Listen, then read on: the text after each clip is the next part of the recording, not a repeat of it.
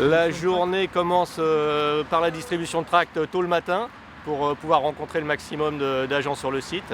Donc c'est l'occasion d'échanger, de leur rappeler l'assemblée générale qu'on les attend, et puis un petit mot d'accueil, quoi, voilà. Et puis souvent on leur donne une petite info sur les mobilisations qu'il y a sur les sites environnants. On y va ? Pour vous donner quelques éléments sur notre département, vous avez le secteur du RTE qui est effectivement dans l'action depuis hier soir, avec le site principal de Saumur qui est bloqué depuis 6 heures ce matin.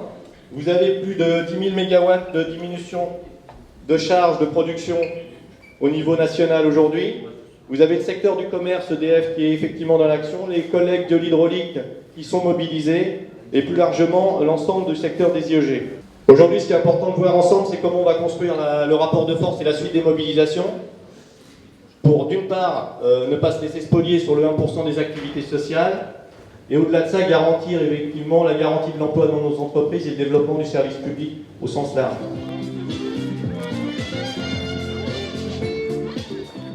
Ce qu'on tient à vous donner comme information, c'est qu'en effet, s'il y a un appel aussi important, c'est qu'il y a véritablement un plan de licenciement qui est en train d'arriver dans les industries électriques et gazières. Et on est bien sur la défense de l'emploi, du pouvoir d'achat. On a bien vu l'humiliation sur les salaires. Et on est sur la défense de notre outil fédérateur actif-inactif, que sont la protection sociale et les activités sociales des industries électriques et gazières. Ça annonce une bonne dynamique, une prise en compte. Je pense que le travail qu'il va falloir qu'on continue à mener dans tous les services et dans toutes les entreprises, c'est d'expliquer, de réexpliquer, de se déployer dans les services pour une action prévisible à la rentrée après les vacances. Donc d'ores et déjà, on a appelé les salariés à se mobiliser, à se rassembler lors des différentes activités qui pourront avoir lieu sur notre département, lors du repas de Noël, lors des réunions des directions, lors de toutes les initiatives où on pourra se rassembler. 4 novembre, 24 novembre, 9 décembre, on monte à chaque fois d'un cran.